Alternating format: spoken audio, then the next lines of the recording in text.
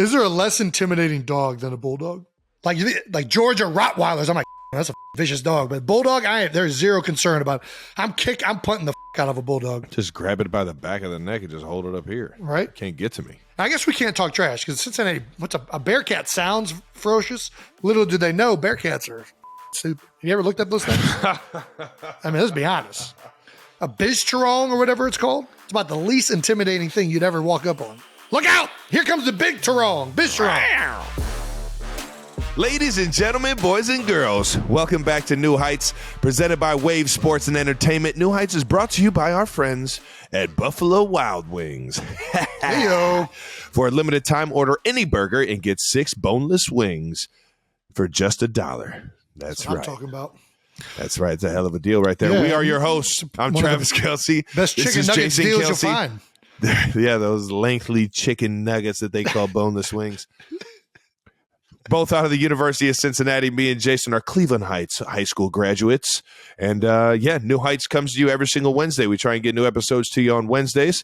But subscribe on YouTube and wherever you get your podcasts, and follow the show on all social media platforms at New Heights Show with 1S. And you'll find out if we drop any episodes at any other time. Hell yeah.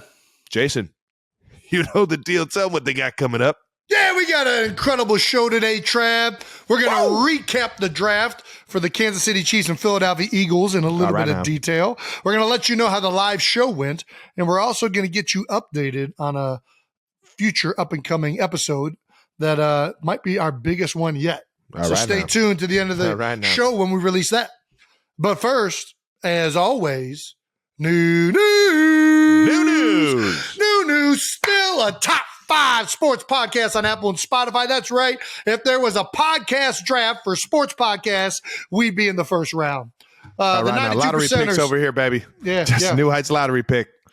Got to let everybody out there know how much we appreciate you guys tuning in each and every week. The 92%ers continuing to make this podcast going strong in the offseason. Man, so we're going to get to one of our favorite segments to honor those 92%ers, which is our fan mention of the week. All right now. This one is from a Reddit page. So many thoughts 80. So many thoughts. Well, I'd like to hear what some of these thoughts. I guess we're going to hear what one of these thoughts is right now.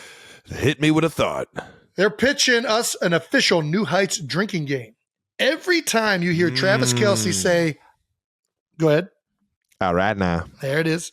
You take a drink. Is it a terrible idea, Trav? Take a drink of anything? No. Taking a drink of alcohol, I don't know if that's the way we want to go. Yeah. All right now. I guess it depends if you're driving afterwards. That's a good, yeah. No. It's a or good point. 21. All right now. That's, you can get kind of out of control when you have a few beers in you. You get a little loose cannonish, if you know what I mean. All right now. You can fucking use it whenever you want. I'm programmed. I'm programmed no matter what somebody says. Yeah, it's a great what it is when you're actually not listening to what the person's saying in front of you and you're struggling. He got on. We all have our little things. Like you just hear that little person trail off. All right now.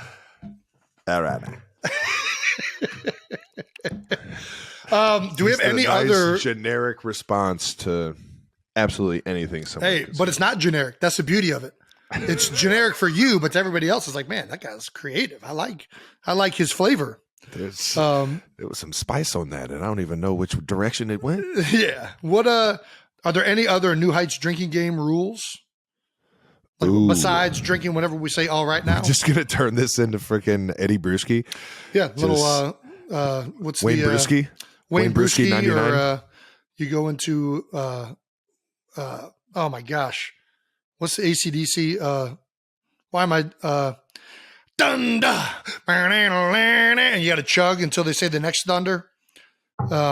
Dude, I haven't played that one. That sounds like you haven't played that. Let's just black. You haven't played Thunderstruck? I haven't played that. There's one part. There was always competition in all the drinking games that I've ever played in. That just looks like. Yeah, it's just like it's a good pre-gamer to getting some fun started.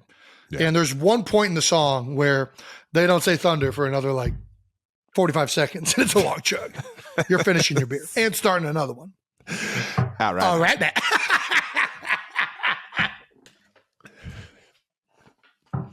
What would the New Heights drinking game be called? I'm trying to think of Brew Heights. Ah! Ooh, Brew Heights. Brew Heights. That's pretty damn good. You got to take a drink every time Travis can't spell or pronounce a word. Fuck. This is gonna. Don't just start coming up with fucking words either. If that's gonna be a part of it, that's fucked up. I'm just gonna be over here taking drinks on like words you say and just not even saying it. Every time Jason goes on a random rant. Know that one. Every time I go on a random rant, you just have to chug your beer until I'm done going on my rant. That's a good one too. I like that rule. Oh, start talking about donuts. That has no connection. Let's just start chugging. Yeah. Yeah. This is a funny one from the team. Anytime I say cut that, just half of the things I say. No, we got to cut that. I don't even need to say it anymore. It's literally just going to cut to like the point of you saying, "Yeah, let's cut that," just so that we can get the drink in. Yeah, because we can't. We got to cut it. Listen, if any of you guys have some other ideas for rules for Brew Heights, maybe this is a game we could play coming up down the stretch here. You know, got a lot of off season going. You know, might be fun. But yeah. All right now. I think that's a great job. Good job. So Many Thoughts 80. Well played. So Many Thoughts. I'm glad you're drinking when you listen to us. Yeah. Like, how can I get in on this? Yeah. Not feel I hope he's not doing it during the live show or not during the live post on YouTube. It's like 9:30 in the morning. If he's drinking at 9:30 in the morning, I mean, you get a hold of yourself. So many. I ain't gonna lie. I've been drinking 9:30 Eastern, I guess. in the morning. Yeah, I mean, I've done it too, but usually it's not on a Tuesday. Morning became or a Wednesday. The previous night, though. That's when I'm still drinking. We have new merch. New merch. New merch. That is correct. Speaking of our right now, as we take a drink, we've got new merch. Check out homage.com/new heights to check out our new shirts. And we've got Rooting for Offense and All Right Now on sale. As I said it again. Okay. Good catch. It's a lot of A-Shock. That being said, make sure you check out the website. That's homage.com/new heights yet again. And check out all our T-shirts. I think they're all pretty clever and pretty fun. And most of all, they're actually all extremely comfortable. And that's what I'm here for. I'm here about comfort and fashion. As Jason doesn't hear anything that I'm saying right now. All right now.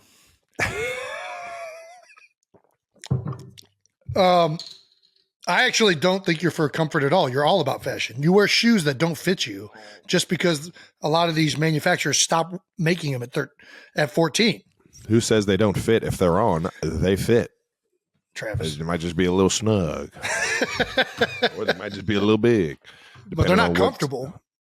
Typically they are comfortable. I've started to kind of step away from the shoes that hurt my feet because my feet are fat and they hurt a lot. I've had a few surgeries on them, and it's not fun to wear shoes that are too small anymore. Did you know your foot could get arthritis? I thought arthritis was like limited to like joints. Yeah, well, there's a few joints down there.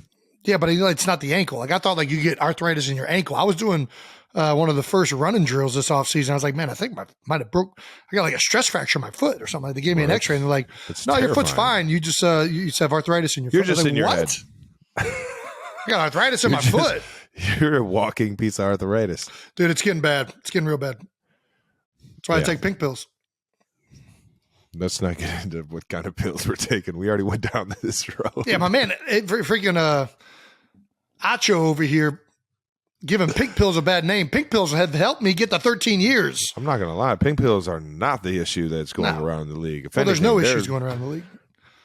Yeah, all these guys trying to stop pink pills and all these are just guys that have been out of the league. Stop ruining it for people that are still playing. Don't you dare take any of that out. Yeah. Because then I start to get I'm going to have to retire. That's what's going to happen. I can't. Vitamin T and pink pills is getting year 13. That's its only chance. You think I'm playing 13 years in the NFL on turmeric and fucking beet juice? Get the fuck out of here.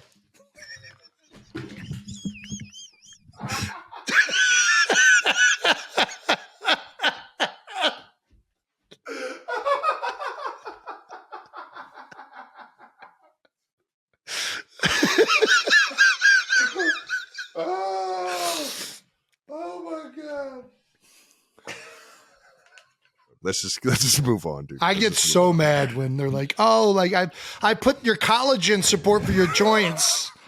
Lady, that shit is not doing a fucking thing. I'm taking pink pills. Did you get your ginger shot this morning? Yeah. Oh my gosh. I do drink beet juice, but listen, I drink it. I do turmeric. I do. I'll do anything. Ginger shots. Yeah. I'm doing everything. I'm doing it all. But I'm definitely taking that pink pill before I go out for practice. If I can do all of that, if I don't get the pink pill in me, I ain't fucking practicing. It's going to be a bad day. Yeah, it's not even an option at this point. Yeah, no, it's not an option. Fuck it. We did it live, ladies and gentlemen. Hell yeah. We went live in Kansas City. Shout out to Kansas City Live and the Kansas City Music Hall. It was absolutely freaking rocking, man. What a beautiful place. What a beautiful place. And what a beautiful place to have our first live show. Yeah. Shout out to the 92%ers. Did not disappoint. Oh my gosh. So electric. They're standing the whole time. Sit down? Can you sit down for 1 second and let us talk? All right now. No, that was I can't even explain how amazing it was. It was way better than I could have ever expected it. Way more energy than I could have ever expected. Kind of blew my load in the beginning because the t-shirt cannons would have worked. Dude, those things but I'll tell you what, when they started working, it was going. I want to buy one. Yeah, those things are fun. Why are they so? They're dangerous too. Yeah, well, I mean, can you imagine putting something harder than a t-shirt in that thing? Yeah, well, I can. But we almost threw a beer in there. You guys almost that would have been bad. I almost put a beer in there, yeah. That'd have been awesome. Where does one buy one of those? You can rent them. I say we just keep renting them. There's you know, those rent nothing parties like a rental. I'll tell you what, they were electric and they matched the crowd's energy. That's what I loved about them. And I'm not gonna lie, I went into it thinking it was going to be more 50-50, like there was going to be some Eagles fans that showed up. Guess they couldn't figure out where to get tickets because Kansas City you thought it was going to be 50, that thing. You thought it was going to be 50-50. I don't know. I thought it was like draft weekend. We got a lot of new heights, like there was some East Coast. I saw a few Eagles jerseys in there. For 92%ers, why the fuck would I ever say fans? I'm sorry. We have a bunch of new heights, fans. East Coast 92%ers. There was on the way into the venue, we saw some Eagles fans. I gave them a nice "Go Birds." Yeah, there were some Eagles fans there, but it was definitely a Red Sea for sure. Yeah, I was in enemy territory. You were, but you were getting love. You were getting love in enemy territory. Yeah, it was overall. Obviously, we thought it went amazing. Honestly, don't know how it could have gone any better. Yeah. No, outside of we both came out on this. We're all trying to learn and get better at this whole new heights that we've taken our games to in this on camera, on mic world. Yeah. So trying to get genuine conversations in short amount of times and stuff like that. Tough. It's tough, and we're all learning at it. But man, it was awesome to just sit there and talk to the guests that we had and. Yeah, I mean, it helps. It helps when you have awesome guests. Roger Goodell. I mean, are we saying this right now? Are we? Yeah. Really? Roger Goodell absolutely killed. Eric Stone shooting Creed, Tony Gonzalez, Chad Henne, and Pat Mahomes. I mean, we didn't really need to do much. It was going to be a killer show.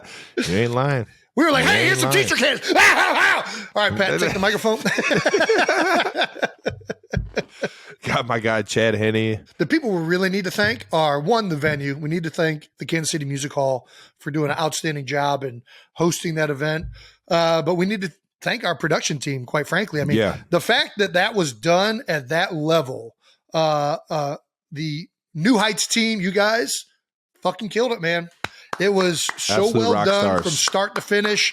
We kind of went there thinking it was going to be just kind of like, yeah, we're just going to talk. And then also we're like, wow, this is actually this is like a real thing. Okay.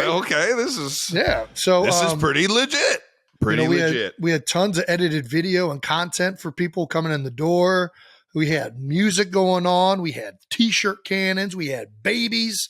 I mean, it could not have gone better. And, despite you and I flubbing the content a little bit, they killed it. So good job, New Heights team.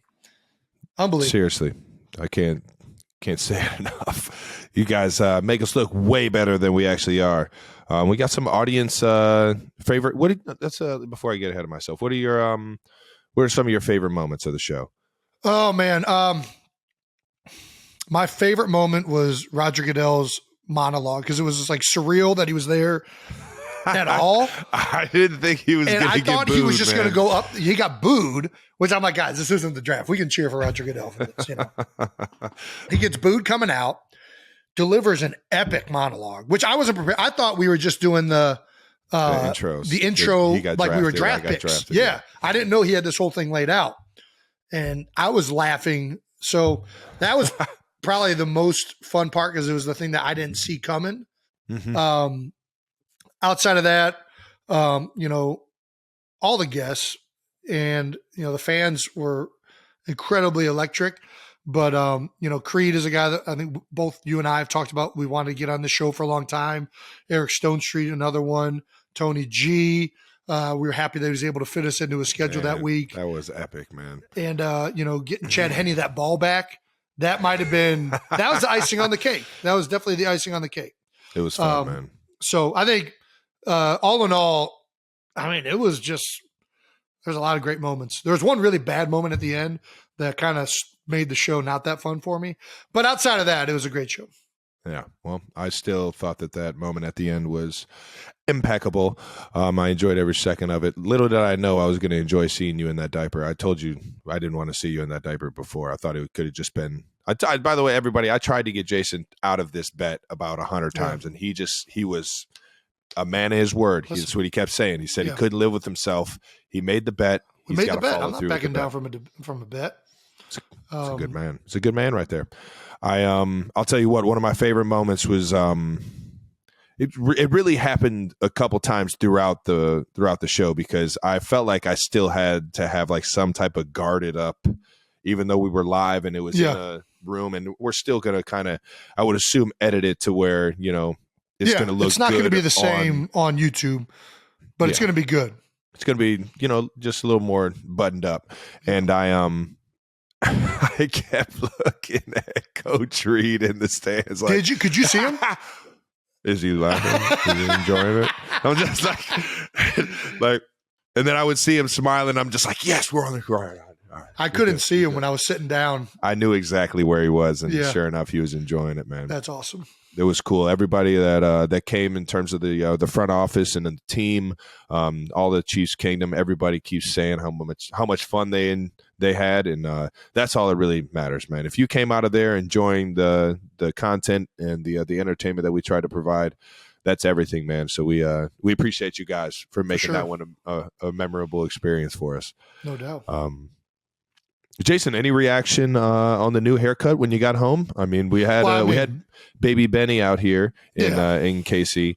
We did show Wyatt in a clip that that was one of my favorite things because you see the like Instagram videos or TikTok. I don't do the TikTok stuff. Well, I guess. Yeah, I don't do TikTok. They come across your phone every now and then. Kylie sends them to me every once in a while. So, but then I have to have like the app or something like that, and I'm not downloading the app. But I always see like when the dad shaves his beard or his hair, and then goes up to his son or daughter, young baby, and see their reaction. So one of my favorite things was to see Wyatt and Elliot's reaction to the head being shaved, and Wyatt did not disappoint. We got that clip actually right here. We're gonna play it. All right now.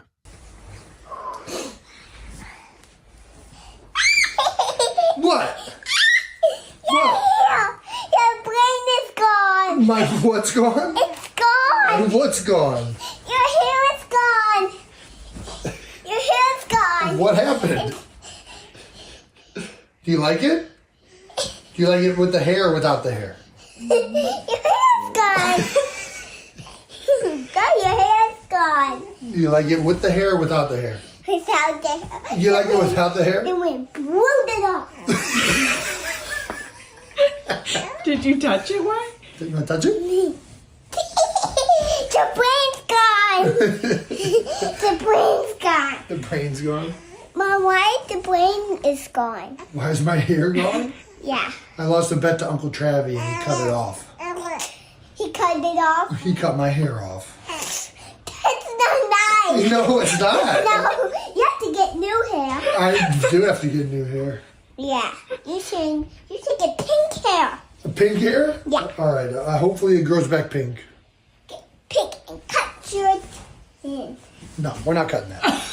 No, get pink hair for me. Okay, for you, pink hair for you. So yeah, I don't know. I don't know why she thought my brain was gone. Turns out, Dad's brain has been gone, Wyatt. But I'm gonna have to try and get a pink wig here coming up and catch reaction number 2 from Wyatt. Elliot's been asking for the pink hair too, so I got something in store. I can't wait. Please get this on video for us. Oh, I am. Yeah, I got it. I Amazoned it. It'll be here by tonight, and we'll get it out there. I can't wait, man. Well, we got some audience reactions as well. Haley Nodding called, I think that's how you say that. I'm not much of a reader, but it's fine. Yeah, it's Haley Nodding or Nading, one of them. Yeah. Haley Nodding, and called it an unforgettable Is it Haley? night. It might be Haley. God damn it. Is that an I? Oh, that's Haley.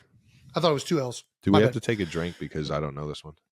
No. That was a proposed rule. That's not an official rule yet. Oh, okay. All right. Well, Haley Nodding called it an unforgettable night. Oh, nice. Showed me Pat on stage, and yeah.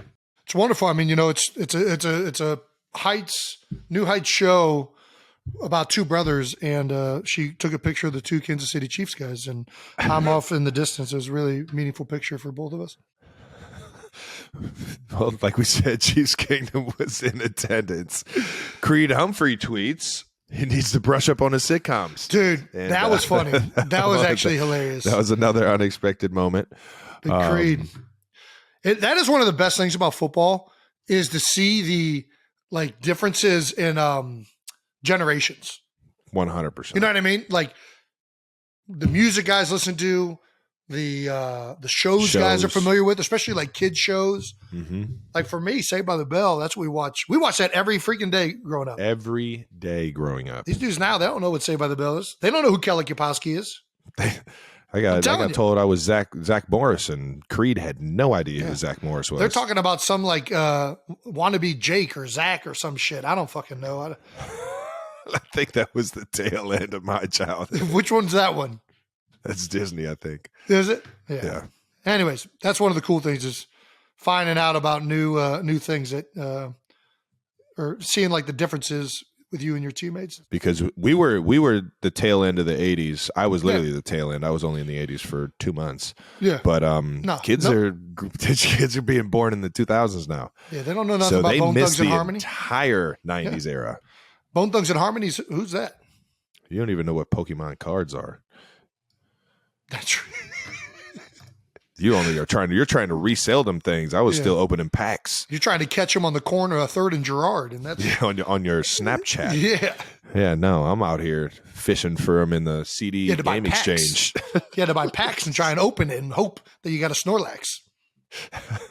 Speaking of that, dude, would that be a good episode? CDs. Would that be a good episode? Man. I have a few boxes of unopened cards from Tom Brady's rookie year that I own. Should we unbox them on a show and see if there's a rookie Tom Brady in it? Maybe that's something you just do on my own. Just do on your own. I thought it'd be good. I would be interested for sure. Not sure if everyone else is going to be interested in it. You don't think people would be interested? I'm definitely going to be dialed into it because I love trading cards. You love trading cards? Yeah. Who's your most wanted card? My most wanted card? Yes. There's a card that is of me and you, and it's a jersey worn game. I know exactly which one you're talking jersey, about. Yeah. But it has the Nike logo on the jersey, on the card. One from your jersey and a Nike logo from my jersey.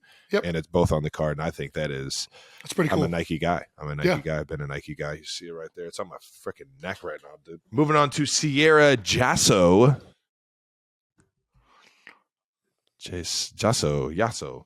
Your guess is as good as mine. I think just tweeted she live tweeted the whole show. How is Sierra Jasso rare enough that it needs a 4 at the end of it?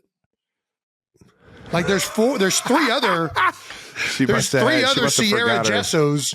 She must have forgot her not only her Twitter password, but her email password as well. Because that's how you get a new one. You don't remember your email password. So you can't go in and change the new pet. Yeah, no, trust me. Been there, Sierra. She live tweeted this show, but she really loved talking about the NFL scripts writers and when our guy Roger was up there talking about how he scripted the whole thing. Yeah, he was very candid and open about the NFL scripting policy. You have to catch that when the episode airs, but he admitted it. I thought it was a big moment for the NFL to finally admit the scripting. Yep. And Sierra clearly enjoyed it too. She sure did. At least the fourth iteration. Speaking of the music hall in Kansas City, where should we go next? I think taking you into enemy territory was hard enough. I think maybe I jump into enemy territory. I feel like Philly might be the next stop for a New Heights live show. I think that's the logical next place. Philly. Where's some place that Cleveland? Obviously, we Cincinnati. could always go home. We could always go. We can go back to the Natty. We can go back to the Natty's not a fan of Travis Kelce right now, though. I don't even know if we're allowed back. That'd be my chance to try and get some love back, man. I'll try some Gold Star chili right in front of them all. We'll go back to Cincinnati if the mayor comes on the show, and we can hash this out. Yeah. Well, where else would be a good one? I think we should do a show in Hawaii. Let's do a New Heights Live in Hawaii. Yeah, I'm down. We got some. I hope we got some Hawaii fans or Hawaii 92%. I don't even care if we got any fans. It's Hawaii. You can't be mad in Hawaii. It's a good point. I'll do a live show on the beach in Hawaii on the North Shore. Shouldn't be hard to get there. Get some hot guests there, but I'm really not asking you, There's a lot Jason. of guys that actually live in. I'm going to ask the 92%ers. 92%ers. If you guys got doesn't Alex an Smith idea, live in Hawaii in the off season? I think he does have a place out there, but I'm Michael pretty sure Bennett has a place in SoCal. Hawaii. We get some good guests in Hawaii. Michael Bennett. We get some local guests too. I think it's a good one. Yeah. Go over to the shrimp trucks. We really enjoyed doing the live show, though. We can both say that we genuinely enjoyed the electricity and the energy, just having some fun with the 92%ers and a couple guests. So please send in anywhere that you guys think we should have our next live show, and while you guys send them in, we'll work on getting the video version up on our YouTube page. So make sure you subscribe on YouTube and follow us on all social media platforms at New Heights Show with 1S for the official release date of the live show on YouTube. And we also have some big time announcement and news, as Jason alluded to earlier, about what we have on new episodes coming up. We both were in KC, so we might have somebody coming up soon that you guys will enjoy. So, Jason? That's right. And as we just talked about the live show for New Heights, we got to get to the other live performance, which was Kelce Jam. The Jam! Yeah, the second big draft weekend event for Travis Kelce outside of Travis went to the New Heights live show. Then he went to the draft. And then the next day, Kelce Jam. Jam-filled weekend for Travis Kelce. A jam-filled weekend. This guy's killing it right now. So, Travis, you had the first ever Kelce Jam in Kansas City this weekend. How'd it go? Dude, at that point, it was like, there's no way. Like, the New Heights show was so electric. I was like, man, that was it. That was going to be the peak. Yeah. And then we did the draft, and the draft was its own special event. I got to be on stage and not even know I was going to say anything. I thought like when they went through the script of like what was going to go on, we were just supposed to walk on there, kind of sit back, stand back. Pat jumps on the mic, says something to Kansas City, and then hands me the trophy and proceeds to like go, dude, go talk. I'm just like, man, I don't know what to say. I didn't even know I was getting the mic here. So I go up there and like I'm like trying to like hit him with just like something, all right, while I like think of something else to say in the back of my mind. That's why I look back at Roger and was like, dude, it's gonna keep letting me talk. All right, what's up? I was thrown under the bus. No, you did great. But I enjoyed that stage. I enjoyed the New Heights stage, and then Kelce Jam came around, and man, That was unbelievable as well, man. Yeah. I hate to say it, man, but 20,000 people screaming at you like you're a music artist. That was probably the peak of the weekend, man. That's fair. That's fair. It was something that I could have never expected to even happen. I didn't even think people were going to show up because it was raining. I show up there and there's already 10,000 people there. Nobody had even performed yet, other than DJ Ari, who absolutely killed it as really the running host of the show. Yeah. Kind of keeping everything in line. And man, all the performers from Tech Nine to Rick Ross to Loud Luxury, and then Kelce just came in. MGK came in at the end, and he's like a true rock star. Yeah. And the crowd loved the energy. Like New Heights, everybody was on their feet the entire freaking time. Nice. It was so much freaking fun, man. I can't thank Kansas City and everybody that came in for this Kelce Jam and just this music and food fest that we did, man. It was so much freaking fun.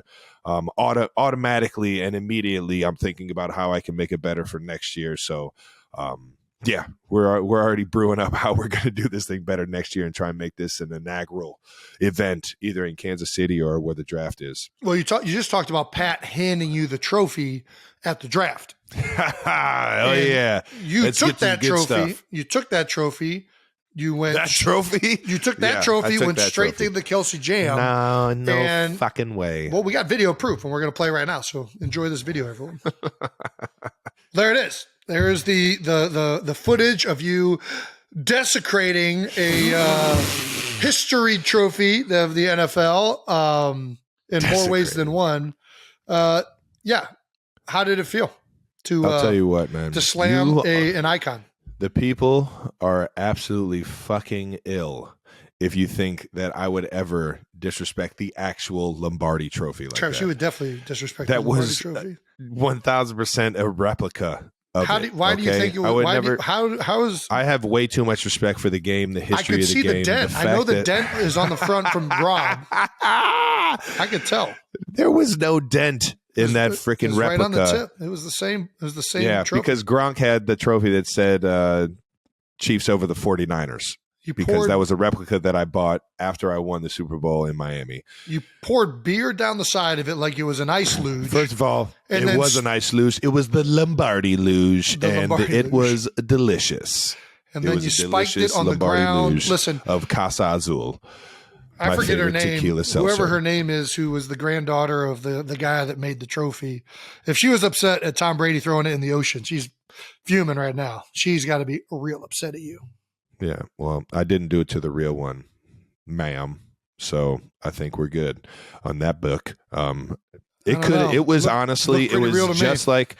just like the can that I threw on the ground. It was a replica and didn't have any association outside of it. Just looked like the Lombardi trophy. It could have been a cake for all that matter was. I would never freaking do that to the Lombardi trophy. It was all for the show. All to try and get everybody, you would honestly never do that to the Lombardi trophy. No, I have no reason to do that to the Lombardi trophy. You did do the Lombardi luge to the trophy. I did. Yeah, I did do that. So you would at least do one of them. So we've established that you're already lying. What makes you think that you wouldn't spike it? You know why I did the Lombardi luge? Because I've always wanted to drink out of Lord Stanley. Yeah, I know. I knew exactly when you went there. So when I thought of how can I take a drink off of this legendary trophy, the Lombardi luge, baby. It made so much sense. It gets a little messy on the Lombardi luge. There's not a real, pour effect other than you just gotta send it. You're gonna get dirty, but it's glorious. It's glorious. What where is this in the chronicles of disrespecting the Lombardi? Where does this rank next to Tom Brady throwing it in the ocean and Gronk using it as a baseball bat? I don't think Tom threw it in the ocean. I think he threw it from one boat to the next, and somebody caught it. They caught it? They caught it because he was trying to let the other boat have an opportunity hosting the trophy in front of the city. Yeah. That's a teammate move. Yeah. I mean, I don't think it's disrespect. I think it's a teammate move to let your guy host the Lombardi. Well, the person who made its great grandniece, whoever that was, said that it was disrespectful. Yeah. Well, to each his own. I don't even know if that makes sense in this. No, it does. Listen. Yeah. Do your thing. Who asked her opinion? I like to say Apparently shout out to everybody. Shout out to everybody. So was Gronk using it as a baseball bat disrespectful? Nope. He hesitated. Yeah, because I had to think about it. And I was like, you know what? When you win the Lombardi, do whatever you want with it. I have a certain way that I want to. An inanimate object. I don't know. Maybe spike it on stage. I don't fucking know. Would it feel that? If it can't feel disrespect, can it really be disrespected? Dude, honestly, if you got a problem with somebody doing that to Lombardi, go win it and don't do it to the Lombardi. That's a great answer. That's the answer right there. Yeah. I mean, you want it. It's yours. You do whatever you want with that thing. If you don't like the Lombardi and what it stands for, you don't care enough, or I don't care. I don't even know what I'm saying. To each his own. Shout out to everybody. Do whatever you want. What's the best? Didn't win it. What's the best trophy? What? What's the best trophy in sports? That's a great question, man. There are some It's an beautiful easy trophies one for me. out here. It's not even a question. Yeah, it's not even close. Say it on 3. 1, 2, 3. The Stanley Lombardi. Cup. Yeah, you're right. What? The Stanley Cup's 10 times better than the Lombardi Trophy. He doesn't want it bad enough, ladies and gentlemen. He doesn't. Hey. Thinks it's like the what is it? Where does it list? Where is it? Well, where I is it on your can't list? win the Stanley Cup. Otherwise, I would love to win that one. But That's a good point. no, there's nothing better than the Stanley Cup. It is. And the NFL should start treating the Lombardi. The Lombardi would be so much cooler if it had a gang of people that followed it wherever it went. If it was the same, if there was only one of them in the world. But that's hockey's tradition. You know what I mean? I know. They found that one out, and You're it's right. cool. We gotta be I unique. appreciate it. We I gotta feel be like unique. there could have been more to the Lombardi, though. Yeah, I'm with you. Yeah. Other than that wasn't the Lombardi Trophy that I spiked. Stop saying that I'm disrespecting the Lombardi Trophy. Why won't you just admit that it was the actual Lombardi Trophy? Because it Why wasn't. are you, Travis? Yes, it was. That's all right. To the fan or to the person that retrieved it in the crowd, can you please send a picture to Jason so he can see that it was not the real Lombardi Trophy? They still have it. I would assume they still have it. A fan has the actual Lombardi Trophy just walking around Kansas City. I picked it up when I actually. You got me there, you cocksucker. All right now. All righty. Last thing we want to touch on before we get to the draft. We're going to bring back no dumb questions, but we need your help. We would love to answer any not dumb questions that you guys have, but we want to open it up. I feel like a lot of the no dumb questions we get are strictly related to football. We would love to open this to all sports, non-sports, donuts. Whatever your no dumb question is, we will comment on it. I think that makes it more fun for us. So whether it's life advice, financial advice, which I would advise not listening to anything we say, or dating advice, which Travis can help you on immensely. Don't throw me on the bus. Wait, what? Please email us, tweet us, reach out to our Reddit page with your not football dumb questions or football dumb questions, whatever you got. Hit us with it. Not dumb questions, I mean. Anyways, here are the kind of questions we want from my man on Twitter. And actually, this is from my Twitter. I was about to say, I think I tweeted this. From my man on Twitter? From my Twitter. Are Erin and Erin pronounced the same or pronounced differently? Travis, where do you sit on this one? You just said the same name to me. Well, but if you were to read them, how would you say the sentence? Are Erin and Erin pronounced the same or pronounced differently? That's what I'm saying. So what we found out that 50% of whoever surveyed this poll, there's 83,000 people that surveyed this poll, and it's 50-50. 83,000? 83,000 people, well, 82,923 to be specific, answered this poll, and it's 50-50. There's no way. Click the link in the thing.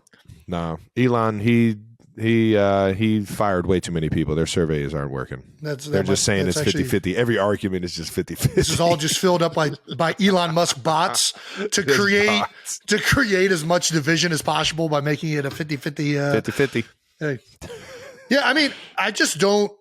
So I understand the logic that people try to come at it with, like it's an E versus an A. So an Erin versus an Erin, right? Erin, error or whatever. Like you say Erin? I say Erin because it's ER. Well, Erin, that's a Baltimore thing, right? Erin. Erin. Erin and Aaron. Aaron. I say Erin. They're both Erin. Aaron. Say the name. Say both those. Erin. Aaron. Yeah. See, this is my point. Nobody says these names differently. Aaron. Everybody's like, oh no, the one is Erin and the other one is Erin. I've heard these names pronounced. If you were just be like, oh, I'm going to go meet Erin over at the mall. You're not going to say, oh, I'm going to go meet Erin over at the mall. Like, you're not going to say that. You're going to say Erin. They're both pronounced exactly the same in everyday language. It's only when you get to questions like this where you come up with a bullshit answer about how you pronounce them differently, and it's nonsense. Nobody pronounces this name any differently in everyday talk. There's not a difference. And I'm going to start recording you people who say it is different. I'm going to catch you pronouncing these names, and it's not going to be the same. Jason's talking to his wife right now. Yeah. I'm definitely going to catch Kylie in the act. Over here acting like they're different. Is it Eric? How do you even say it with the E? Erin, Eric. One of my best friends' name is Eric with an A, but you don't say Arik. You say Eric. That's what I'm saying. It's all the same. And people said like, oh, the I is different than the O.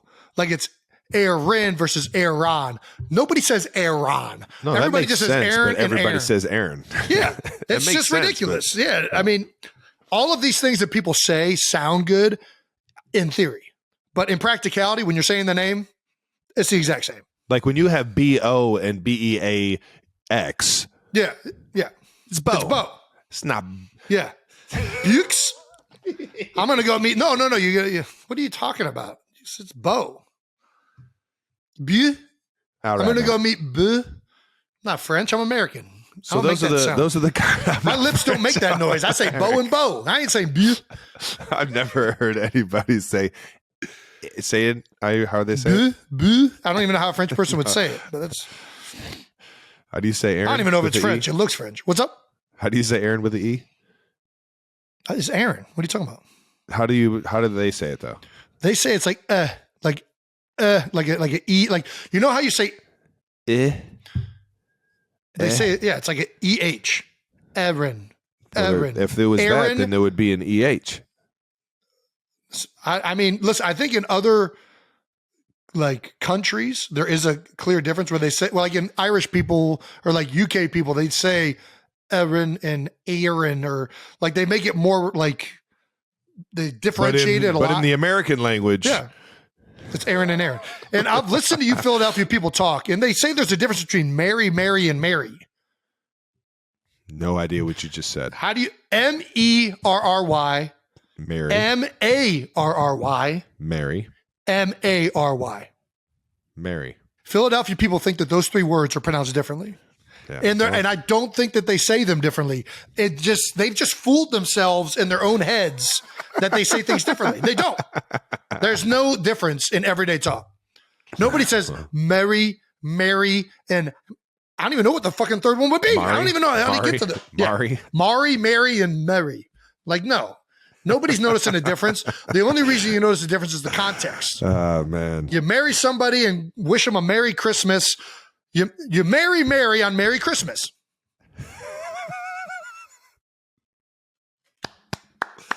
I'll tell you what, there's nothing better than Jason Kelce getting fired up about something that doesn't mean anything.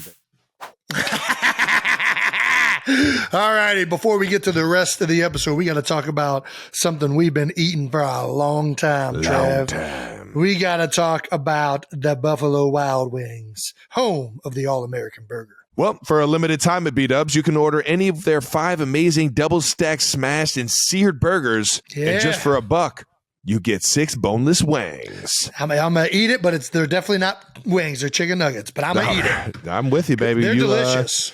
What's your sauce? What's your go-to sauce? You like them spicy? Dude, I like any of the sauce. I like experimenting. I like getting the fewest count possible in as many different sauces. I'm getting Asian zing. I'm getting honey barbecue. I'm getting lemon pepper. So you're getting 6 of each sauce. As many as I think I can eat. I respect it. Yeah. I'm doing a mango habanero. I'm trying them all. I love them. Do you love the And sauces? of course, you got to go classic buffalo. You love their sauces, but do you love their burgers? I'm going to be honest. I've never had a Buffalo Wild Wings burger. What? I'm not. I mean, I'm just being honest. Dude. I always went there for the wings. I'm a big wing guy. I'll tell you what, dog. I've had their burgers. I've had their barbecue bacon burger. Hopefully they still got it. And that thing is the real deal. So I believe it. Don't forget to try their burgers and get that limited time offer. That's right. This is only a special draft episode offer. And I'm gonna make the visit. I'm gonna try this thing out. I'm gonna try my first Buffalo Wild Wings burger and get 6 chicken nuggets, aka boneless wings on the side. All right, guys, it's finally here. It's officially off-season workout time. So I'm taking my AG1 by Athletic Greens every single day. Man, I got to get on board. You guys probably didn't expect Jason Kelce to be a big greens guy, did you? Travis, this is way more than basic greens. Way too big to be drinking greens. There's like 9 products in one. Just one serving of AG1 covers all my nutritional bases and supports my long-term gut health with 75 vitamins, minerals, and whole food source high-quality ingredients. Well, if you're listening to this show and have also been trying to say, you know what, I need to get back into playing shape, you're in luck because Athletic Greens is giving you guys an incredible deal with 5 free travel packs and 1 year supply of vitamin D. Ooh, sounds so good. Like Travis just said, Athletic Greens is giving you a free 1-year supply of vitamin D and 5 free travel packs with your first purchase. And this is their best offer yet. You can only get it at athleticgreens.com/new heights. That is right. Just athleticgreens.com/new heights. Get your greens, son. Do you think it helps regrow hair? All righty. Before we move on, if you're trying to get out of the house, our friends at SeatGeek are here to help you go to a game or a concert or some type of activity. Travis, why don't you hit him with the SeatGeek stuff? With over 28 million downloads, SeatGeek is the #1 rated ticketing app. Number one. How about that? Right. Man, it's nice to be number one. There are more than 70,000 events every single day on SeatGeek. That's it got to blows be my mind every time I read that. Yeah, that's got to be a typo. Including concerts, sports, real, right? festivals, and much, much more. I mean, we wouldn't be saying it if it wasn't true. All right, 92%ers. 70,000 though? Like what possibly could they be selling tickets for? Well, this summer alone, you got NBA playoffs, and you're headed to the Roots picnic, right? They got concerts all over. I'm trying to. Kylie is begging to go to that one. And I've been to the Roots Picnic a bunch of times. It's a great show. And not surprising because those guys are unbelievable artists. So, yeah, I'm in. Well, make sure you hit SeatGeek for it. And SeatGeek is great because they put all the tickets across the web in one place to make sure that you're getting the best deal. Each ticket's rated on a scale of 1 to 10. So look for the green dots. Those mean good. Red means bad. It's that easy. Wait, is 10 good or is 1 good? I believe 10 is good. That's usually how 10's it works. good. That's the way it usually works, right? Yeah. But they're the #1 rated ticketing app, not the number 10 rated ticketing app. It's crazy how that works, isn't it? All right. Rated and now, #1. and we came through for our guys. Use our code Kelce20 for $20 off tickets at SeatGeek.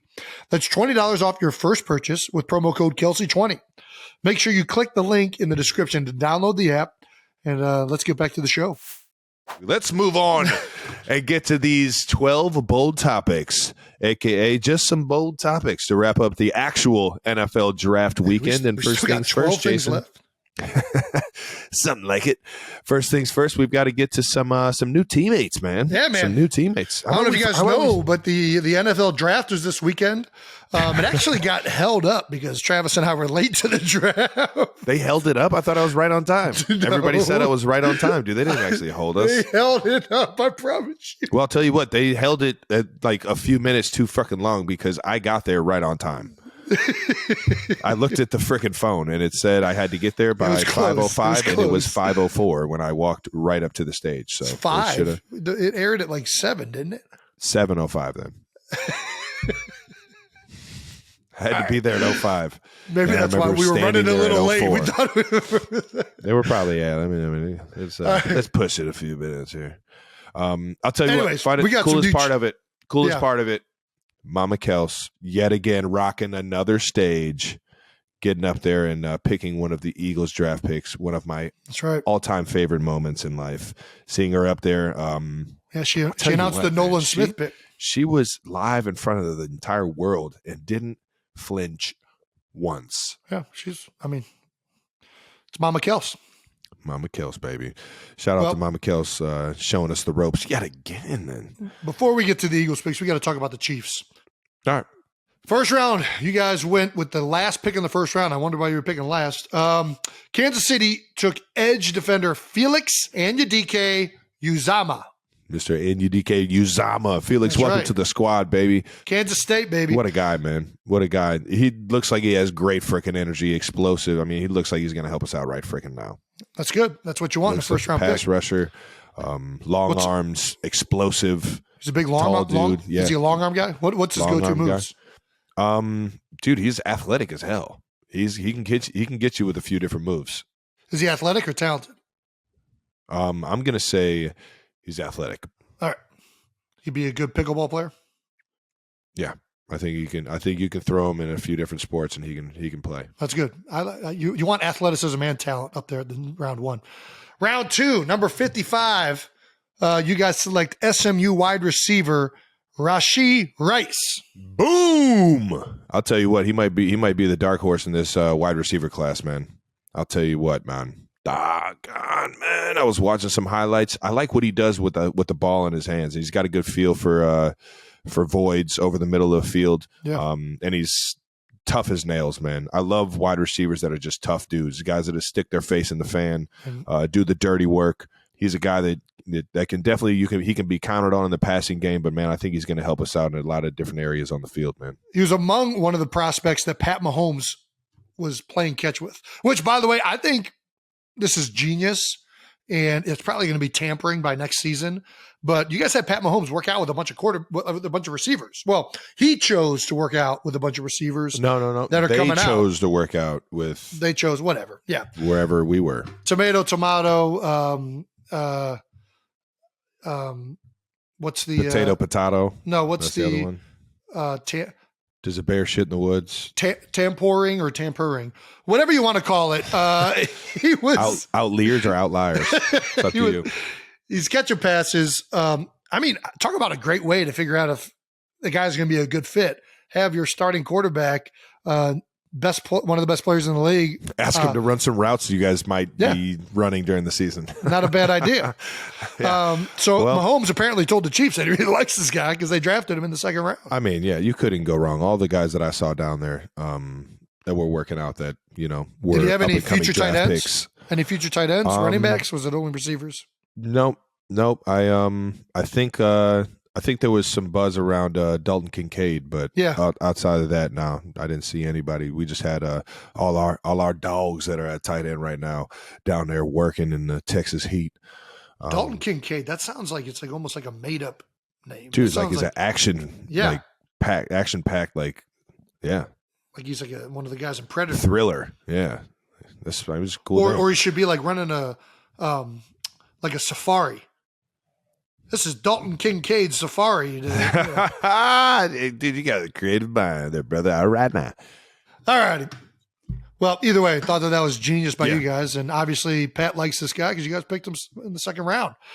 Round three coming along, you got Oklahoma offensive tackle Wanya Morris. Big man. Man, hey, he's Wanya get to the Kansas City Chiefs locker room. Wanya to get you to the – yeah, there you go, baby.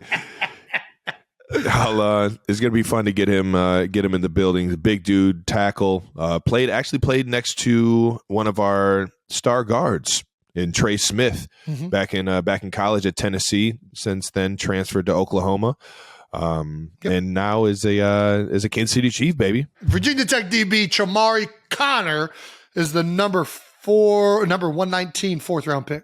I mean, I've never seen a DB wear number 1 at Virginia Tech that I didn't think was impressive. I was about to say, there are some schools that are just known for having certain positions.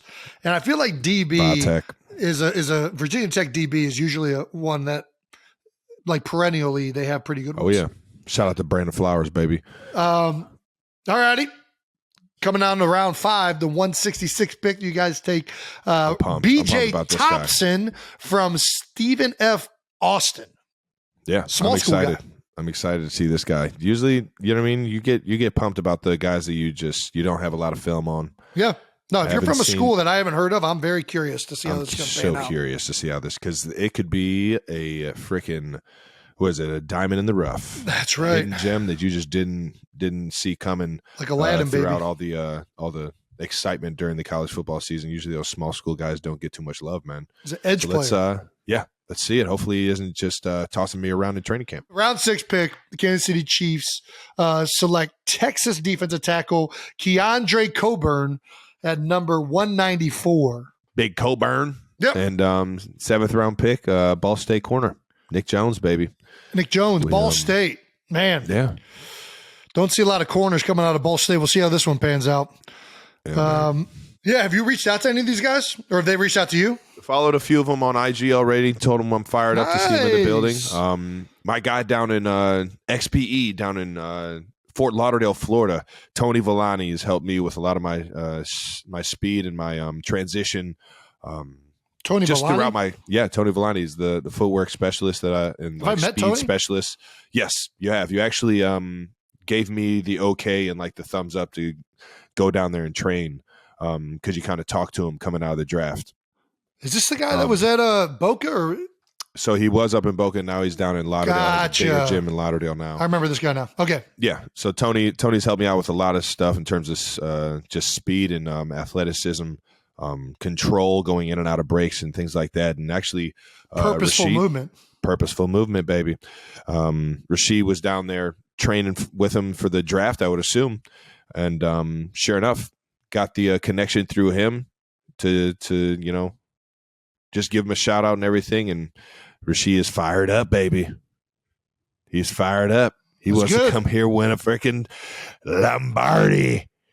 No, it was cool for Tony to do that, man, to get the ball rolling. And I'm one of those guys. You watch? Do you watch rookie mini camps on your iPad? No. But sometimes I'm there on like Friday when they first show up and I watch it for a second. But no, I'm not watching I it. like to peek at it. I like to see the fucking chaos that It's goes nuts. on in Yeah. rookie mini crazy. camp. Do you remember walking in to that rookie mini camp and like going through the first practice? Like, what the fuck did we just do? That wasn't even football. So we didn't, I didn't have a rookie mini camp, unfortunately. Oh yeah. Yeah, I we came in the forgot. There's a lockout. lockout, man. Yeah. Yeah. That's Yeah, crazy. I showed up at too. training camp and Oh my- all the rookies were at training camp. Which could have also been a clusterfuck, but It was a big time cluster. The Yeah. first drills I did was against the starting defense in a there you 10-10-10 go. with Cullen Jenkins and my man Mike Patterson. So needless to say, the bullets were flying fast. They were coming quick. Well, typically, Ed, you come in, you get drafted a week later, you go to rookie minicamp. It's a 4-day weekend that you have with the team where they bring in nothing but rookies. That's drafted rookies, undrafted rookies. You sometimes and then quite have a few. frankly, it's just like people you that have a need few to fill the free weekend. agent guys. Yeah. That and guys that have a chance to make the team that they want to see more reps at, or just like Well, they there's say, guys kind that of don't fill even the- have a chance. It's just like a weekend getaway, and It is the most chaotic It's nuts. weekend getaway that absolutely they could nuts. ever have. They put in probably close to 160 plays. I would assume somewhere around that to like 200. And you have to, by the end of the week, it's like by the end of the weekend, you're fried mentally, physically. You have full on practices, not padded practices, but everybody's out there in a helmet flying around. Nobody knows what they're doing. I mean, the quarterbacks can barely spit out the play call. right. Because they're so new. They just got taught what they're doing the day Mhm. before. Right. So it's just it's absolute chaos. And I love watching guys just do absolutely whatever they think is the best thing possible on film. And it's entertaining. I think it's entertaining because it's nothing like a structured practice usually is in the NFL. But yeah, I was a part of that chaos. For all the guys that make it out of the rookie minicamp, what's the first thing they got to do in KC? I mean, you got to hit the KC barbecue. I remember jumping into Kansas City as a rookie. First weekend, you get put in like a townhouse or a hotel for the weekend. You get shuttled back and forth from the hotel. And so I was out there without a car. It was back when Uber wasn't around Kansas City. It was taxi service was like the only way you could get around without a car if you didn't have a bike or your own vehicle. And I was walking around, going to barbecue joints, and just enjoying the area around the hotel as much as possible because I don't like sitting in the house. And man, it was quite the experience. Got to get some good old Kansas City barbecue. Introduced to Oklahoma Joe's at the time, which is now Kansas City Joe's, and I gained some weight pretty quickly. So enjoy the Kansas City barbecue. Maybe have some greens while you're enjoying it as well. Yeah. Just get ready for Chiefs Kingdom to show you some love, man, because this city it's electric right now. Do you think Kansas City's barbecue is a little bit overrated? No. Okay. All right. Just asking. No reason behind that. Well, do you have any rookie advice for the new Chiefs that are coming in? Rookie advice, man. The biggest thing that I see year in, year out is, everybody wants to be that star player, the guy that comes in is just like kind of like immediately gets all the plays called for him, all the opportunities to be great. And that's not necessarily how it works in the league. I mean, if you're a first-round draft pick, that's one thing. But for the most part, guys are going to have to come in and find a role. I was the same way. I was the number 2 tight end for like my first 2-3 years. And I had to come in and help out the team wherever I possibly could. So special teams, I was in every special team meeting. Yep. I was going to every single meeting, or I was going to the tight end room afterwards. I'm going up to the quarterbacks, just trying to get a better understanding of, timing and things like that. I'm listening, soaking in every bit of knowledge that I possibly can to just try and find a role on the team. And everybody is going to have to do that. So rookies, man, come in there with big dreams, big hopes that, you're going to be that household name. But at the same time, the task at hand is that you got to help this team right now win. And sometimes that means, you just got to find a role on the offense or defense or whatever you're playing. Yeah, man. That's good advice right there, Trev, man. That's about all the advice I got for rookies, man. Just come in and get in where you fit in. Get in where you fit in, bro. Moving on to some new Eagles, though. The newest Eagles to be added to the Philadelphia Eagles. And these Eagles, a little more like dogs. You guys started off the first round by getting 2 Georgia Bulldogs. Look at that Bulldog. D tackle out of Georgia, Jalen Carter. That's right. Mr. Carter. Number 9 overall. That dude just made a lot of money. Yeah. And he made a whole lot of money. And Jason, you chugged some beer when the pick got announced. You were excited about this one, huh?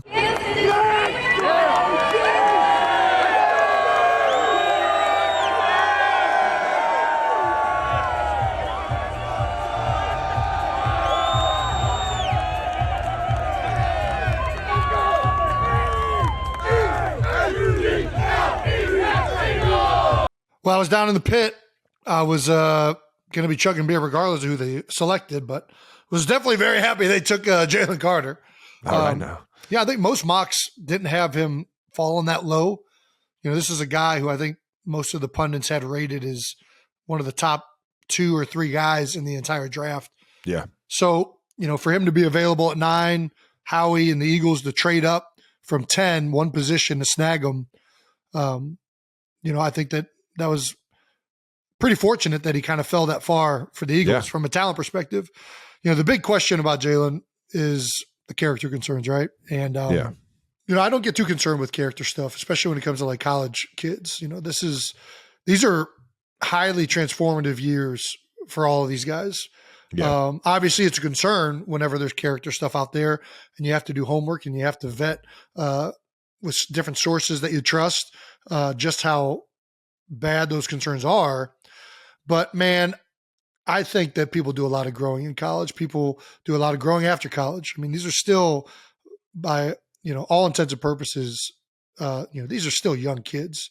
They're still young men. Jalen gets the opportunity now to reinvent himself, right? He gets to enter the league. He's the number 9 pick overall. Woo! Clearly has the talent to be a premier player in this league. You don't get picked that high if you don't have the upside to make that happen. Yeah. So as long as he does things right, as long as he, goes about it the right way, as long as he dedicates himself, as long as he becomes a professional, he has a chance to have a life-changing career in the NFL. Yeah. He has a chance to play for over a decade as long as he doesn't get hurt. If he dedicates himself to the game, to his teammates, and to his craft.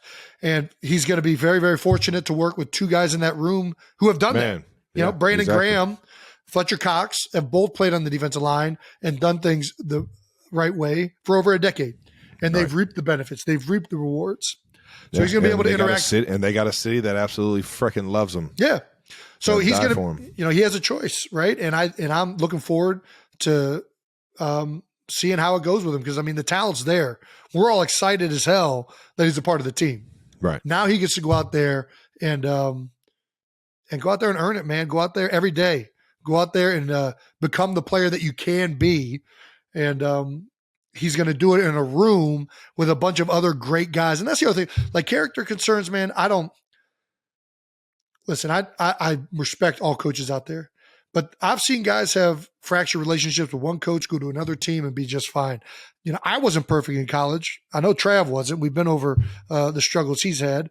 But man, environment makes a difference. Who you interact with makes a difference. He's going to enter a great room in Philadelphia, and he's going to have an outstanding opportunity to take ownership over this. And every time I met him right after we picked him for the second time. I met him when he was in Philly for his top 30 visit.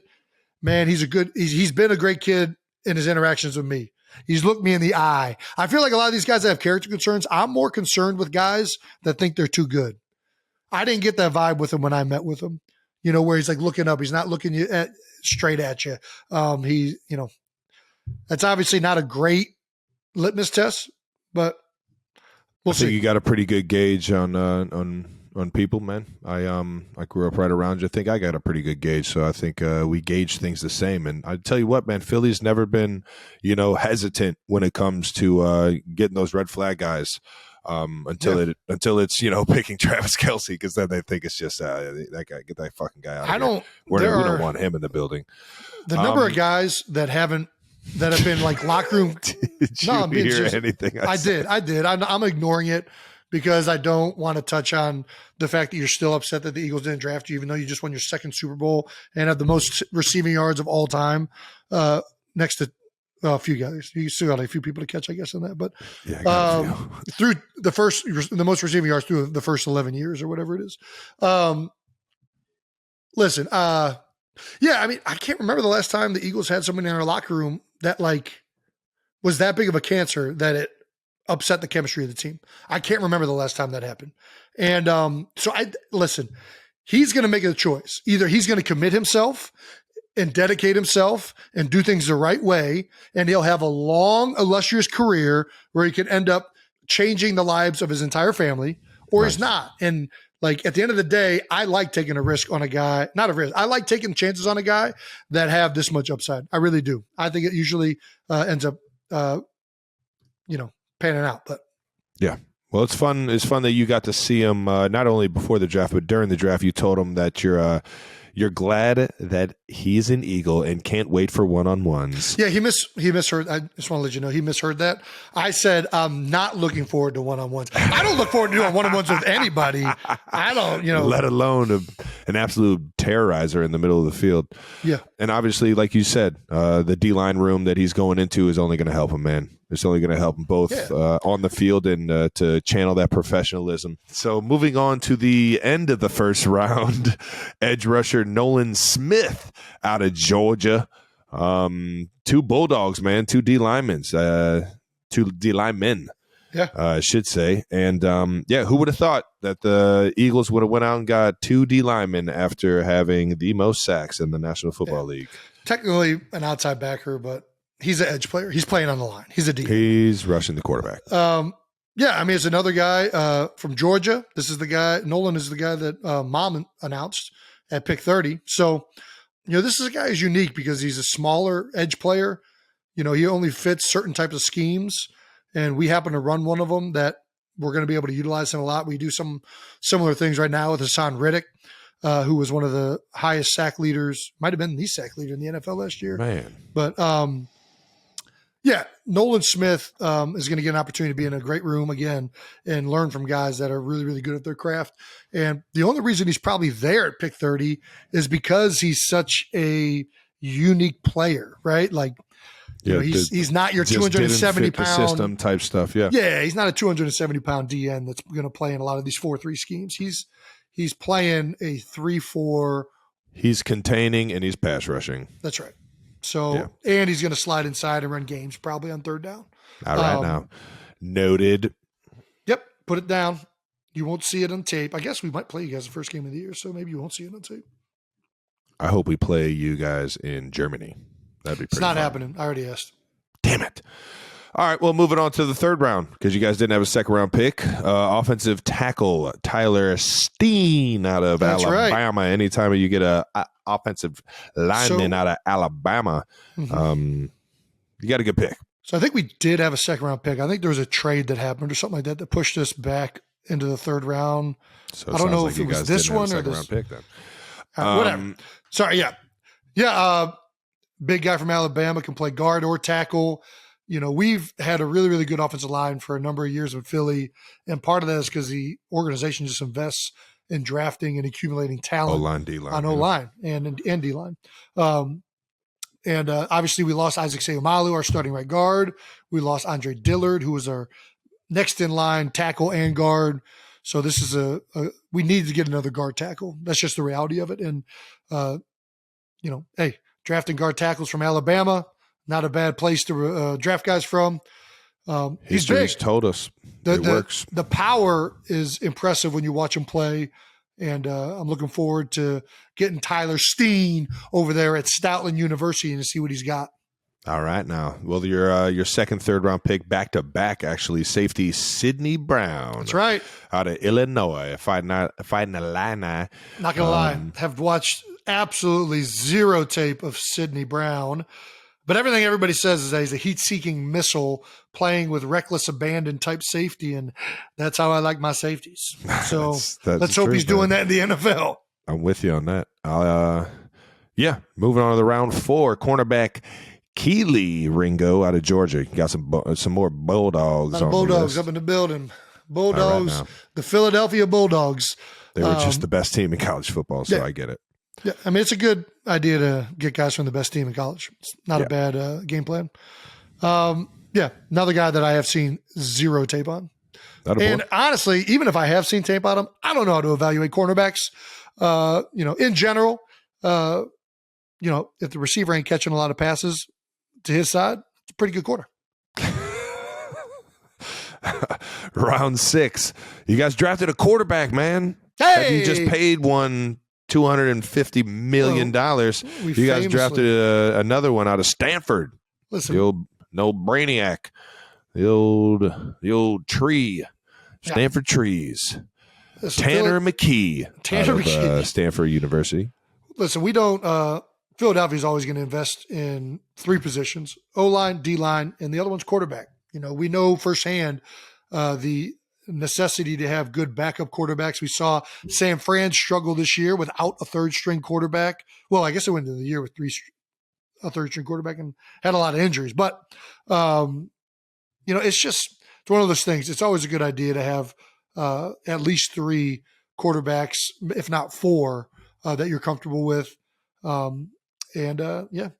This kid's going to get an opportunity to prove himself. We've been known as the quarterback factory at one point when we selected Jalen Hurts in the second round back when Carson Wentz was still the starting quarterback. So they're still keeping the factory up and running a little bit. All right now.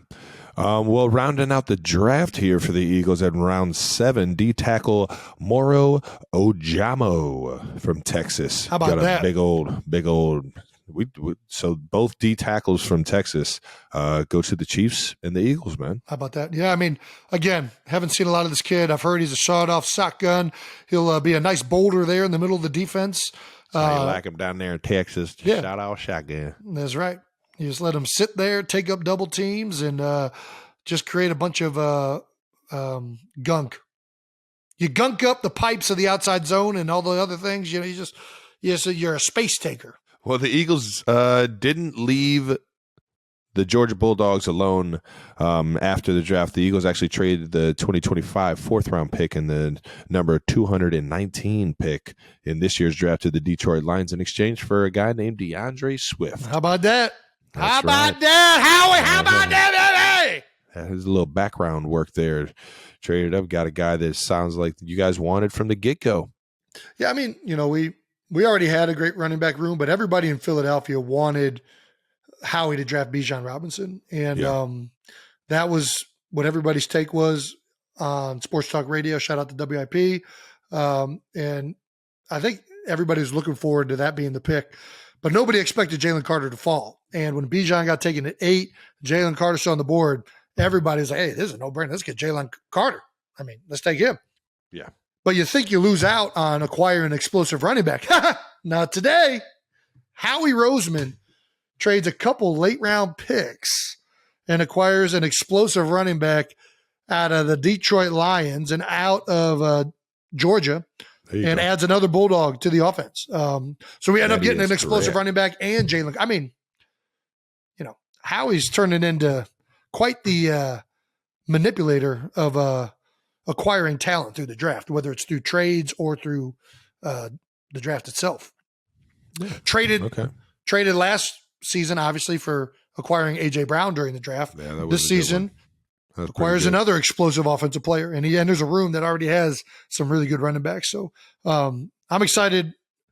I was excited before the draft, and I'm definitely excited now. We filled a lot of things that I think, you know, people were wondering who was going to fill these spots. So have you reached out to anybody yet? I reached out to nobody. I've met nobody. Jason, you got a tackle coming into your offensive line room. You're the leader of the offensive line room. Yeah, well, he'll be there eventually. Don't got to rush it. All right. You know, listen, first thing they got to do. I will say this: as excited as I am for the draft, it happens every year, and almost never does every pick pan out the way you think it's going to. You know, it's exciting because guys are realizing their dreams. They're being entered into the NFL, and there's a lot of energy behind these new guys entering. But I always wait till I see the guys in person, see how they move out on the field, get to know them. All of that stuff gets reserved until they show up into the NovaCare building. Okay, shout out to NovaCare. Yep. Have you? What's the first thing they got to do when they get to Philly? Man, try the barbecue because it's definitely better than Kansas City's. I got a cheesesteak spot right down the street from this place called Philly Time, baby. It's got the best cheesesteaks you ever have. No, I mean, never had a good one in Philly. I'll tell you. I will say, I think Philly's. I got a few favorites. It's actually all I eat when I go to Philly are cheesesteaks. Yeah, Philly's a big tourist city, obviously, with the founding of the United States. There's a lot of history. Founding of it? That's right. Yeah. The Freedom Center. They just scribbled a Johnny where it was signed. What? They just scribbled on a freaking piece of paper. They didn't find anything. No, found. The founding, not finding. Yeah, they didn't found it. They could. It wasn't lost? It's ridiculous. No, I mean, so the sightseeing stuff you got to do. I like doing it the double-decker bus style because you can kind of catch all of that stuff at once. You can hop off it, hop on it. You and Mom are just one and the same in that thing. If you're Mom's looking for the taken history, it 100 times. It's the best. If you're looking for the history aspect of it, the hop on, hop off bus tour is a great way to see the city at a fast pace. And then the other thing you got to do is just go get some food. Philadelphia's food it's a really underrated food scene. Lot of great restaurants to hit up. I like hitting up the one-off unique spots. Yeah, those are the best. That's where you really get the awesome side of Philly. It does have its chain restaurants, but it has some mom and pop shops, the one-off spots that are just it's an old so city. Unique. There have been places that it's a very self-serve city, man. I love that. There have been places that have been in people's families for generations. It's hard to say the first thing you got to do because Philadelphia it's so diverse. It's so unique. It's affiliate neighborhoods. Like within 2 to 3 blocks, you're changing whether you're, in Passyunk, whether you're in South Street, whether you're in Old City, Fishtown. Like there's so many different neighborhoods in Philadelphia, and they're all unique and different in their own way. So, but just start getting out the house. That's what I recommend. Get out the house, baby. Get out the house. Get to know the city. It's a great city. All these guys are going to love it. Unless you're from down south in the rural area, then you'll probably live in South Jersey. But outside of that, hey man, get to know it. Yeah, I would say you got any rookie advice? Rookie advice. The biggest thing I tell all these guys is, everything you do is being not just evaluated, but you're selling yourself. I know it's a weird way to look at it, but what are you doing to stand out? And this is kind of from your book, Outliers, Travis. Love Outliers. There's every single day you got to be doing something that is standing out in that coach's head, standing out in that scout's head, so that when they're upstairs, they're talking about you. And you don't want to stand out in the wrong way, right? Unc taught us that one. Yeah. So whatever you're doing, whether you're great in the meeting room and you answer questions well and you do it better than other guys, and the coach is like, man, that guy really he retains things, or he asks good questions, or he's in the meeting. Whether you finish. That's one of the things that's like, it's so controllable. You turn on that freaking film, dog. Dude, if you are the last person to finish every single play, you're draining me, son. All these dudes are noticing that upstairs. Whether it's in the weight room, whether you're strong, whether you're fast and you're going to burn people out there on the practice field.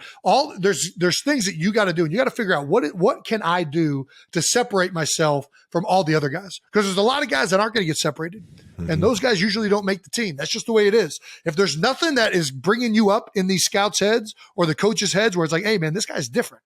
There's something about this guy. I don't know what it is, but this dude finishes every single play. I don't know what it is, but this guy asks me questions that I don't usually think to ask. What are you doing that's separating yourself from just being another, offensive guard 69 that was brought in last year as well? Shout out to my man Landon Dickerson. That's the advice I give all the rookies. Stand out and really think about, what am I doing each and every day that these coaches are talking about me? I'm right there with you, man. I still take that mentality to every single off season, every single day in practice. I'm trying to do the right things and obviously show the younger guys what the right things look like. Right. So I feel like effort is one of them. Always finishing plays, even in the conditioning. Yeah. You know what I mean? Keep it going. And any way that you can show everybody in the building that you want this, that you care about this, that this is more than just a job for you. Yeah. I think you're in the right way, but don't do it for the wrong reasons, man. Don't just be asking questions just to ask questions. Yeah. Nobody likes that guy. I've seen guys literally sleep in the offensive meeting rooms and not take anything that they're doing in that building out onto the field. And that's just annoying to see. Yeah. You really got to make, what you're doing, all the knowledge you're consuming, you got to make a way to show that on the film, on the field. And I'm right there with you, brother. Yeah. So we have, I think, 7 guys from Georgia now, maybe even more. Is there a less intimidating dog than a bulldog? Like Georgia Rottweilers, I'm like, God damn, that's a fucking vicious dog. But bulldog, there's zero concern about it. I'm punting the fuck out of a bulldog. Zero concern. A Chihuahua? Even a Chihuahua's got some. Right? I feel like a bulldog, they're lazy. They can't breathe right. They're not fast. No. I'm right there with you. I'm not. If a bulldog runs up on me, there is zero worry in my head, because at the end of the day, I know I can just punt it and just grab it by the back of the neck and just hold it up here. Right? Can't get to me. Yeah. Not the best. I mean, they are adorable looking. So if that was, I guess we can't talk trash, because Cincinnati, a Bearcat sounds ferocious, just like a bulldog. A bulldog is, the reason it's cool is because the name. I'm thinking Bearcat. Bulldog, that's a good name. Bearcat, that's a good name. Little do they know, Bearcats are fucking stupid. Have you ever looked up those things? I mean, let's be honest. A Bizturong or whatever it's called. It's about the least intimidating thing you'd ever walk up on. Look out! Here comes the big Turong. Bizturong. I don't even think it makes that noise. It's more of a raccoon than a cat. I just have Cincinnati hats everywhere right now. That's dope. No, but the way they got the name, the way Cincinnati got the name is dope. Do you know how they got the name? Yeah. No. You don't?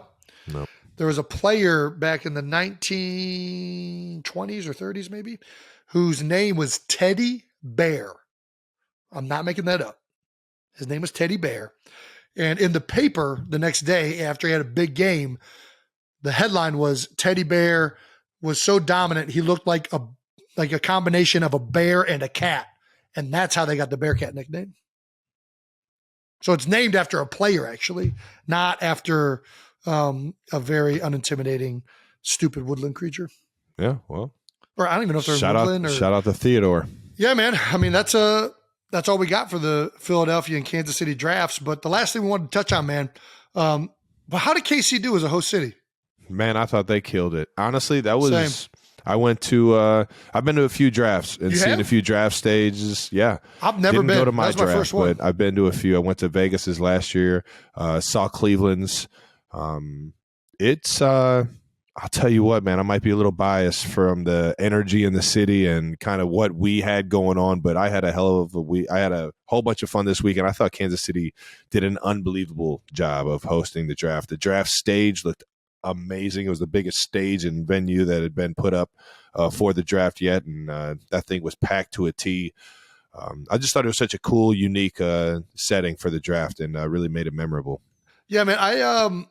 I thought it was outstanding, and that was the first one I've ever been to. Philadelphia hosted a few years ago, and everybody loved it in Philly. I got to think this is just a great event. Yeah.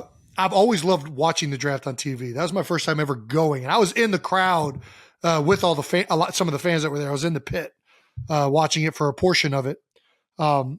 Dude, Good vibes. great vibes. I mean, you got to think about it. It's such an exciting time for fans.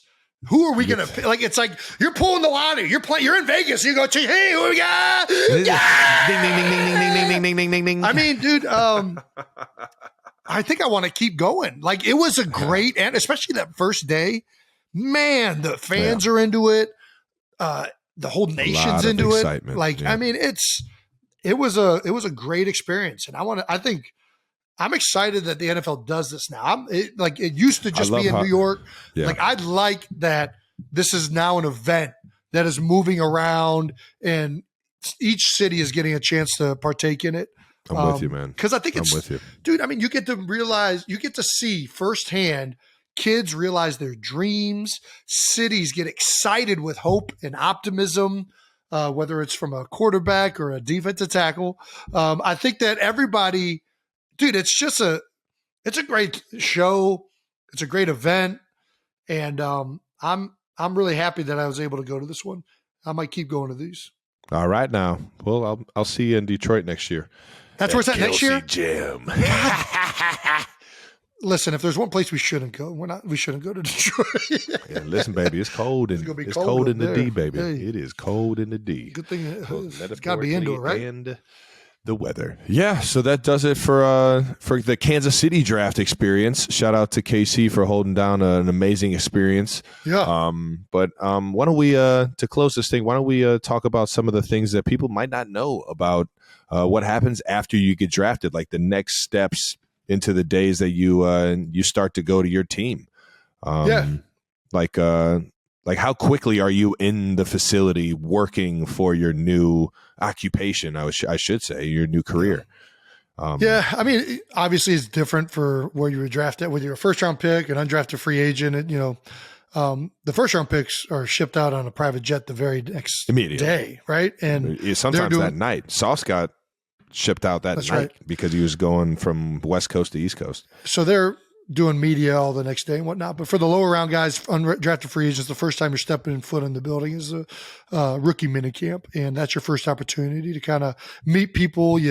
Usually you get picked up at the airport from somebody, and the first person you meet when you get there is one of the team, either secretaries or executives that's in charge of assisting players and showing people around. One of the first people you're going to meet is a role that every team is mandated to have, which is the player development. Mm-hmm. When I was first in the league, my player development guy was Harold Carmichael. Hall of Famer, future That's pretty cool. Philadelphia Eagles legend. And this guy's sole position for rookies and undrafted guys and everybody that's new free agents, their job is to help that guy get acclimated to the new city that he's coming to, right? It's whether it's, telling you different housing options, where most guys live, whether it's getting you set up. I'm trying to blanket what else this guy does. It's just, he helps you with the move. He helps you find transportation if you don't have the transportation. He's just basically there to make your life easy so you can focus on being the best football player and best professional that you possibly can. And the player development role goes far beyond more than just, meeting guys and helping them get settled. When I first came in, it was BJ Stabler. Now it's Ramsey Robinson. Shout out to Bino. Shout out to BJ. Both of them are been two of the, best people that I've ever met. It's usually a very personable guy that can relate to a lot of different human beings. And they're just there to kind of make your life easier and help you develop into a professional every in which way possible. And usually that person has all the connects in the city that you need. He has a real estate agents. To hotel connects, to places that you can get your family set up when they're in the they're in the city. It's very, very accommodating, and I'll tell you what, man, that role is very underappreciated, or very under recognized. I should say. It's very much appreciated, especially in my book and especially in the Kansas City locker room. But it's it's a position that not a lot of people like to shine light on, or just don't shine light on, and it helps out so much for guys that are coming in. I mean, we started off with Harold. Now we got Paul. And a lot of this guy's job, and another part of this, is that they literally meet. Every rookie has to do a meeting once a week. And they do it with the player development coach as well as financial advisors 1 week. It might be, real estate people, and like anything that you could possibly need to know as an Eagle or as an NFL player. And they put this position together to try and educate guys and to help guys get acclimated to a new lifestyle that they have no familiarity with. And then also for former players. I mean, guys reach out. This is the guy that former players reach out to in terms of career development opportunities, whether it's going back to school, whether it's doing an internship, whether it's taking different courses that the NFL offers to further your education outside the game so that you're ready to transition. So like Trav said, these guys end up being incredibly important figures in each team's building, and one of the guys that the players are going to interact with the most. So it's a highly kind of unseen role that ends up making a huge impact with guys in the league. All righty, that's it. We're done with the draft episode. That wraps up this episode of New Heights. Make sure you're subscribed on YouTube to the New Heights channel so you know when new episodes are dropping. And also, we do have one last announcement. While we were in Kansas City, we finally got him. The guy that I think Travis and I have been looking to getting on this podcast the most. All right, now. We got Andy Reid. Big Red. The Big Walrus himself is in the building, and that episode is going to be dropping next week. The Kansas City Chiefs Andy Reid episode. I blacked out. I'm going to be excited to watch this. I blacked out. I don't even remember what we asked him. Get ready. Nuts. Make sure you turn your contrast down because that Hawaiian shirt is going to be bright as a mofo. All right, now. And make sure you're listened and subscribed so that you see when that episode drops. And listen and subscribe wherever you get your podcasts so that you can stay up to date with the New Heights show. All right, now. Once again, New Heights is presented by Wave Sports and Entertainment and brought to you by Buffalo Wild Wings. Don't forget to try that Sauce Gardner sauce. Don't forget to also, for a limited time, order any B-Dubs burger and get 6 boneless wangs for just $1. Follow the show on all social media platforms at New Heights Show with 1S for fun clips throughout the week. And thanks to our production and crew for always making us look good, baby. We Very love much. y'all. And to the 92%ers, we'll see you next time, baby.